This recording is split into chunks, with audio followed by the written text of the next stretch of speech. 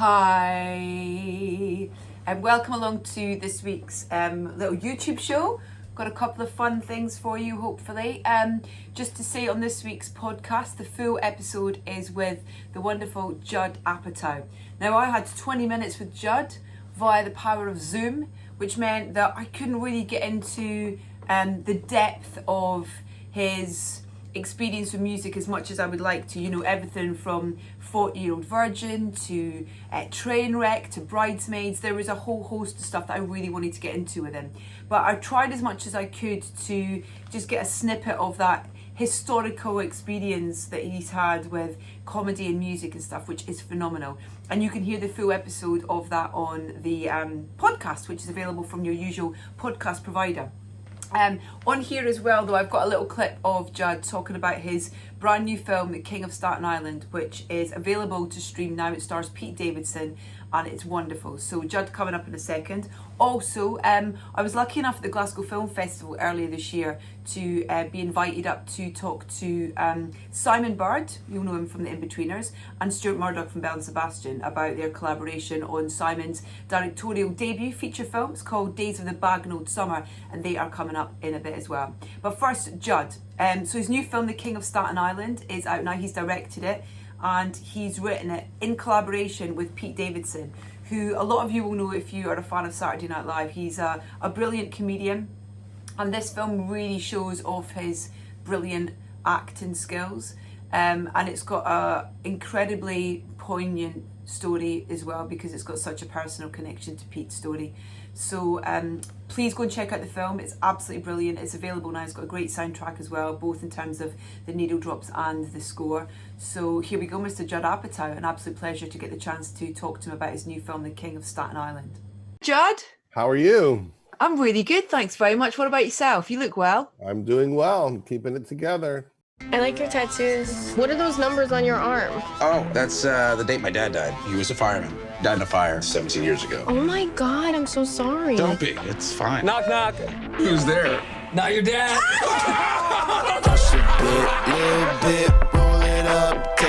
You can't focus on Scott anymore, honey. He's 24 years old, Marjorie. Let that fucking bird fly, please. Don't worry, Mom. I know your daughter got smart and went to college and abandoned us. But I'm still here. I'm gonna be here forever. Yeah. People told me slow my roll. I want to become a real tattoo artist. Your work is mad inconsistent. Obama ain't right. Oh, I love your tattoos. This is my favorite. I've been dating someone for a little while now. The first guy you date in 17 years is a fireman, just like that? You don't think that's weird? You're gonna have to pull your weight a little more around here. Maybe help Ray get his kids to school. Kelly, do you know him? He's a new friend. You okay? You know, you could tell me. I'm okay. Oh, I trained her in the car. She's not gonna break. You ever think about putting on the jacket? Why would you even ask me that? What's wrong with being a fireman? It's fine if you don't have kids, because you don't know if you're gonna come home or not, and then your kids are fucked up. You make everyone around you feel crazy. People are normal, then they hang out with you, and then they're fucking Jack Nicholson in The Shining or something. I gotta tell my mom you tried to drown me. To the above ground pool, you're like fucking 8 feet tall. And let me tell you something. Your dad was a hero. And heroes are necessary. And they should be allowed to have families.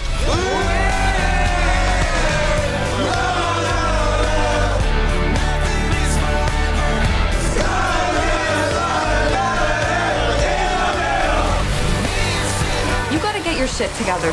Time is passing by very quickly. Why do you think I smoke weed all the time? So I could slow it down.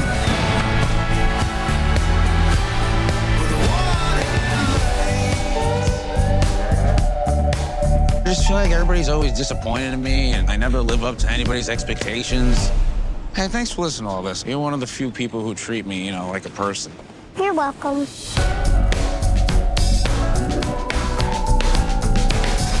And listen, congratulations on The King of Staten Island. I thought it was a fantastic film. I really thoroughly enjoyed it. I thought it was beautiful.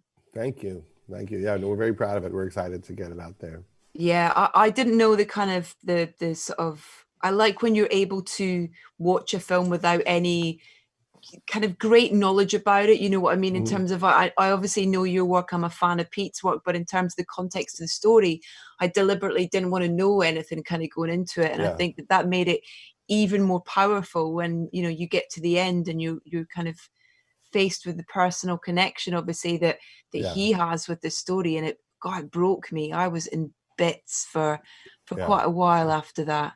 Me too. I was reassembling myself as we speak. How were you able to I guess there was quite a lot of collaboration through this whole process with him in terms of, or was there, in terms of, you know, making sure that you got this story right because it has such a personal connection to him, and this, you know, it's a fictional story based on his experiences, I guess would be. You tell me if that's a good way of putting it. I mean, it felt very similar to other experiences I've had when I worked with Amy Schumer on Trainwreck. You know, she's not a writer for a glitzy magazine, but yet she is talking about herself and her feelings about relationships and her family. So it's, you know, it's partially fictional, partially true. Girls was like that with Lena Dunham. Tons of it was drawn from her life, but tons of it completely wasn't. And with the Gary Shandling experience on the Larry Sanders Show, you know, he wrote a show where he was like a Johnny Carson type figure, but in reality, he rejected all those offers and he wanted to make a show that satirized and talked about the types of people who are drawn to that kind of work. So I always think a fictional world allows you to tell a very clear, emotionally truthful story. Pete's awesome in this. I mean, I think that I'm so excited for what's to come from him as a performer in feature film. You know, I think that this is an exciting sort of, you know, diving board, really, I think, for him, for this side of things. Mm-hmm. Oh, absolutely. I mean, he's a great actor. I think that he's really born to do this kind of work. He was very comfortable. It wasn't hard to get him there. As soon as we explained like the tone and the vibe, he knew exactly what we were trying to do. A lot of it is improvised in rehearsals, and he's certainly very brave to reveal himself and allow himself to be that vulnerable on camera. There are scenes where he's very upset. There's this one scene where he's yelling at these firefighters, saying he doesn't think firefighters should have kids because their jobs are too dangerous. And he just went there and he went to a really dark, hurt place and for hours yelled at Steve Buscemi and Bill Burr and all these firefighters, and they were thrown. I mean, I'm sure it didn't feel like acting. It felt like they were really living it with him. Am I right in thinking as well that a lot of the firefighters were real firefighters, and one of them was in fact one of his dad's best friends? Yes, John Sorrentino, one of the firefighters, was a consultant on the movie, and we made him one of the actors in all the scenes in the firehouse. We also had Steve Buscemi there, who was a firefighter for 4 years in Little Italy in New York before his acting career took off. And he stayed very close to the community. After 9/11, he went down to Ground Zero and helped with the cleanup. And he runs a charity that helps the families of fallen firefighters. And then we had all sorts of people, consulting. Another 3 of the people who were in all the firehouse scenes were also current firefighters. They would come from their firefighting job to go act with us. No, that's amazing. Love that kind of hobby they've got on the side. Yes. Music plays a beautiful part in this film, both in terms of Michael Andrews' score, but also in terms of the contemporary choices that you have. There's almost kind of 2 worlds there as well. There's a kind of, there's a sort of urban tone, and then there's also kind of a real kind of guitar, a bit more kind of rock side to things as well. Yes. And I wanted just to talk to you about, with the music choices, was that a collaborative thing did Pete get involved in that side of things, or is that all you? I think it's mainly Pete. I mean, I asked Pete to make me playlists of his favorite songs because I just thought, well, this movie should just sound like Pete. It's not my taste. It's exactly what he likes. One of his favorite artists and one of his best friends is Kid Cudi. And as a young person, he said that Kid Cudi's songs, which often talked about his mental health struggles, were very helpful to him in not feeling alone in his life with the struggles he was happening. So we start the movie with Just What I Am, and we end the movie with Pursuit of Happiness. And it's just great bookends, but also we talked to Mike Andrews about being influenced by the sound of the music in his tracks as a guide for the vibe of the score. And then Mike connected with several music producers who create beats for rap artists and collaborated on some of the sounds. The most featured song in the movie is One Headlight by the Wallflowers. And when Pete was a kid, he said that, his parents got divorced, and when he would drive, with his dad, that was the biggest song on the radio at that time.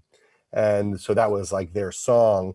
And when Leslie and I drove to the supermarket to buy pregnancy tests before we had Maud, that was a song we heard. So that's always been a very meaningful song to us. Wow. So when we realized it, we were like, oh, that's the perfect song. And then what amazing synergy. Yeah, then when there's a scene where all the firemen are singing it in a bar and they're all drunk, and then I believe it was Bill Burr who said, oh, you have to have it that they don't know any of the words to the verses, and they all jump in every chorus, and they just mumble during the verses, and it was so funny. Judd, a real pleasure to chat to you. Congratulations again on the film. It's brilliant, and I think a really important film for a lot of people who are going to, not just laugh and be entertained by the film, but find a lot of a voice in there for them as well. I appreciate that. Thank you very much. Be well. Yeah, you too. Take care. Stay safe. Thanks, Judd. Bye-bye. Right. Take care. The King of Staten Island is Judd's new film. It is available to watch on loads of streaming sites now, so please do go and check it out because it is very much worth it. Right, next up, another great film that is out is Days of the Bagnold Summer. Simon and Stuart will feature in a full-length podcast in the coming weeks, and you'll hear loads of the music that Belle and Sebastian provided for the film. And it's a really great watch. Simon's done a brilliant job. He's directed the adaptation of the graphic novel of the same name, and I'm excited. I'm excited by what he's going to do as the director. Monica Dolan and Earl Cave star in this film as mother and son, and it's as much as each other's story as it is about individually. So please do go and check out the film if you can. But in the meantime, here's a little clip of, obviously there's no visuals in this because it was recorded as a podcast episode at Glasgow Film Festival. But I've got some clips of the film, and you can also hear Simon and Stuart talking a little section here from our chat at the Glasgow Film Festival as we recorded a live soundtrack. And enjoy. So, Sue, is Daniel enjoying his summer holidays? Not really. He was meant to be visiting his father in Florida. But let's just say Bob isn't the most reliable. Hello? I'm afraid you're stuck with boring old me for 6 weeks. But we'll have fun. Sorry to hear about his trip. Daniel seems quite philosophical about it all, though. I don't want to be here, do I? I want to be in Florida, where I'm supposed to be, with Dad. I think he's quite disappointed, to be honest. He spends so much time on his own. You weren't exactly life and soul at his age. When was the last time you had a night out? Just these 3 you wanted to borrow? As it happens, I'd rather like to borrow you for an evening, too. Why were we on the phone to my history teacher? We just had a bit of a flirt. Please stop talking now. If it makes you feel uncomfortable... It does. Then we can talk about it. Talking about it makes me uncomfortable. Do you smoke weed? All the goths in my ear smoke weed. I'm not a goth. What are you then? Dunno. If you actually thought anything mattered, you'd do something about it. But you don't, because there's no point. I just want to understand. Well, you wouldn't, so leave it. I just wanted us to do something fun, but you're right. I should have known you'd just be rude and ungrateful. Well, it's not my fault you're the most boring person in the world. We did once used to have quite a nice time together, you know. What you said earlier about why'd we bother? We're still here, aren't we? We can't muck things up too badly.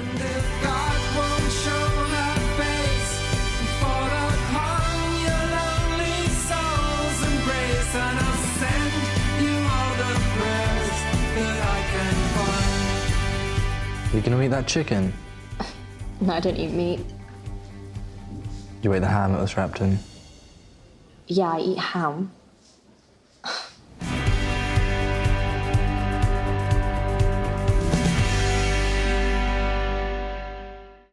I've seen the film, and Simon, I've got to say congratulations, because I think it's a really beautiful film, and being a mum as well of a kid who's preteen, it kind of also terrifies It's a horror film, yeah. But But do you mind talking about how long, you've been wanting to make a film and making that step into directing, and how easy or difficult that journey was for you? Yeah, I guess it's something I wanted to do for ages. I mean, I'm obviously more famous as an actor, but as much as I love acting, it's creatively not the most fulfilling thing you can do, because they're not your words, and you don't really have any say over how it turns out.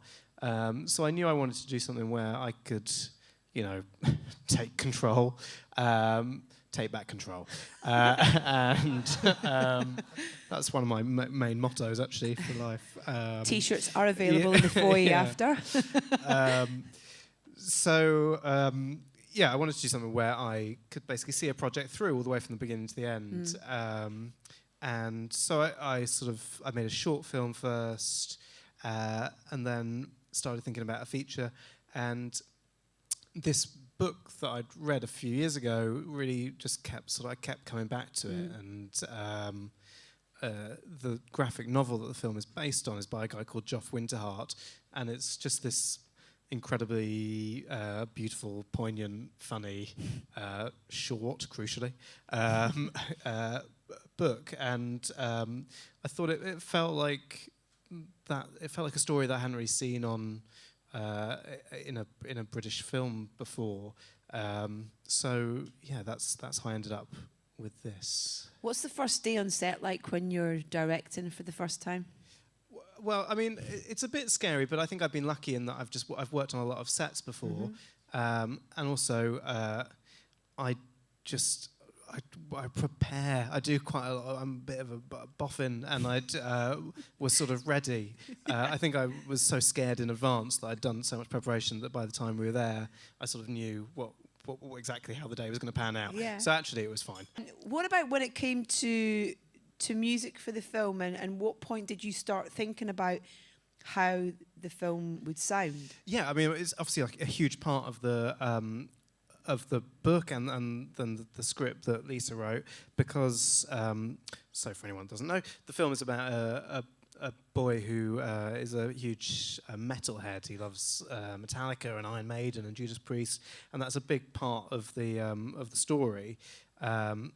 And equally, then, it's a big part that you see what his mum's taste is, which is more sort of 70s MOR, James Taylor and Barry Manilow. I love that scene of her singing in the car. Yeah, it's so great. Good. So I definitely knew music was going to be an important part of it, but I was quickly informed as well that we would never get any of those bands that I've just mentioned. Someone said that to you then? Oh, yeah. I mean, straight away. So we sort of had to think again.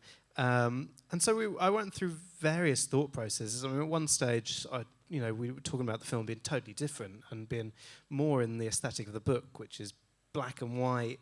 So we're talking about doing it in black and white and making it quite sort of grungy and having a purely metal soundtrack.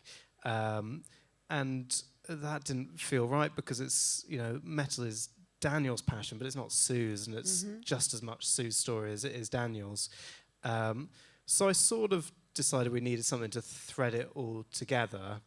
And I don't know, the sort of weird theory I settled on in my head was that the music should in some way sort of match what I think Joff's drawings do in the book, which is, I think the drawings, straight away from the first panel that you see in the book that there's a real empathy there, and the drawings are sort of witty without being cruel, and they're sort of human, and immediately that there's a sort of warmth to it. Yeah. So that's what I was thinking about with the music, and obviously with all those adjectives I said, the first thing I thought of was Belle and Sebastian, which were, this is weird sitting next to Stuart and saying this, but like that there was such a formative influence on me when I was a teenager. I think I first heard them when I was sort of 15 or whatever, and really getting into music, and it was sort of during Britpop, and it was the first music I'd heard that just really chimed with me and was felt introspective and not as laddie as some of the other, some of the Britpop bands that were around. It's good storytelling and songwriting, isn't exactly, it? Exactly, and just sort of witty and wise. So I thought Belle and Sebastian. I think I said to the music supervisor that we had on the film, that type of music, obviously we're not going to get Belle and Sebastian, but that sort of thing, can you go and tell me who we can afford that would do, a pale imitation?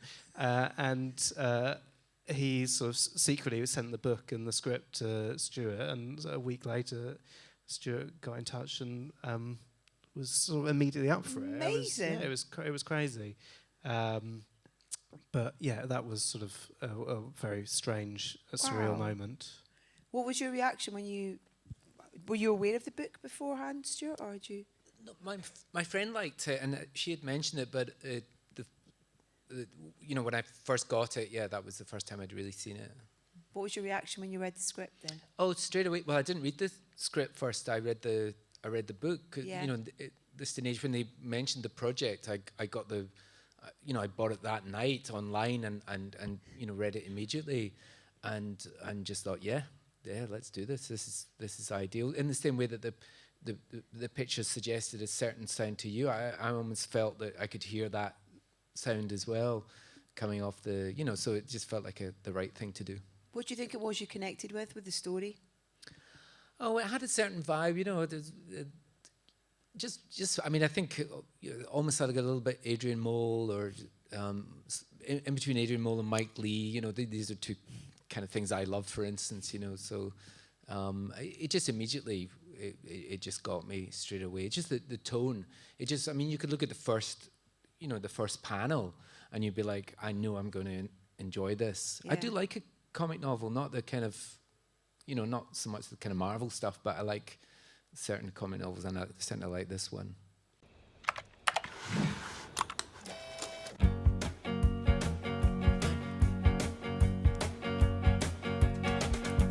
Oh, get me away from here, I'm dying.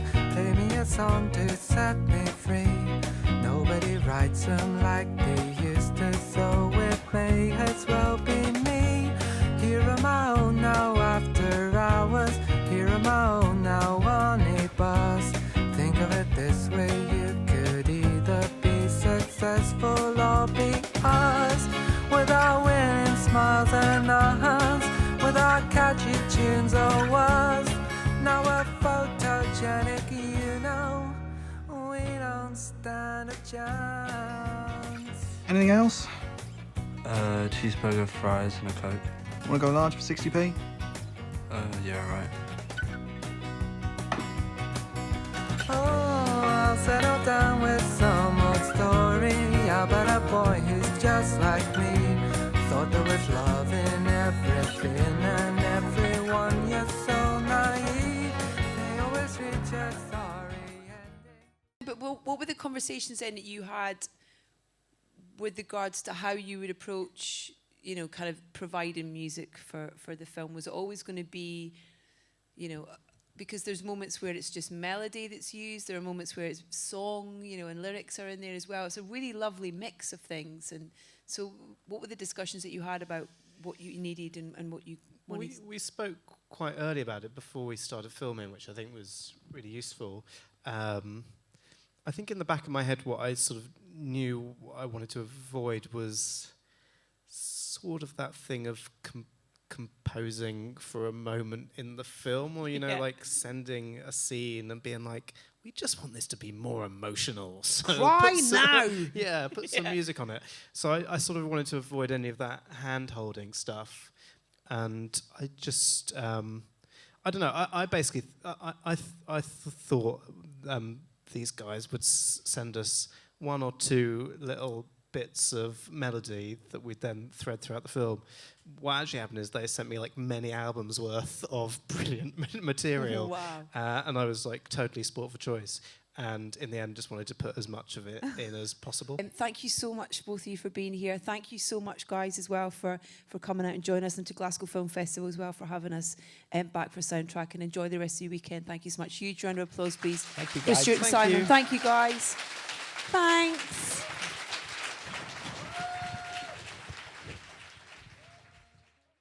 Simon and Stuart from the Glasgow Film Festival talking about Days of the Bagnold Summer. Go and check it out. It is on streaming services now. It's very, very good indeed. Also, go and check out King of Staten Island.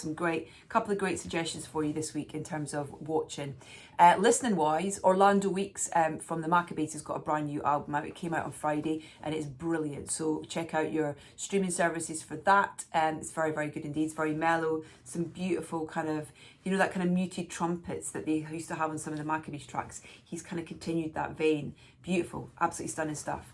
Also, can I please draw your attention to I May Destroy You, which is this fantastic series, really honest and stunning series on the BBC that has been written, created and stars Michaela Cole.